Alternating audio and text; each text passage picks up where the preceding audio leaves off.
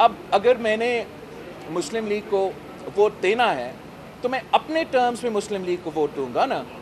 मैं नून लीग के टर्म्स पे आके नून लीग को वोट कैसे दे?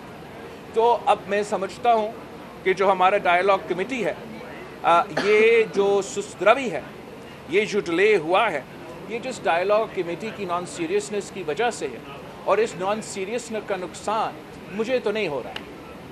ये नुकसान पाकिस्तान का हो रहा है, पाकिस्तान की जमहूरियत का हो रहा है, और जितना जल्दी ये हल हो तो मेरा ख्याल में स्टेबिलिटी के लिहाज से, आने वाले गवर्नमेंट के लिहाज से बेहतर होगा।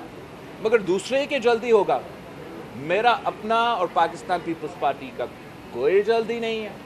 हम अपना मौक़िफ़ पे कायम है, ना ही हम अपना मौक़िफ़ तब्दील कर रहे हैं। अगर किसी और ने अपने मौक़िफ़ तब्दील करना है तो प्रोग्रेस हो सकता है।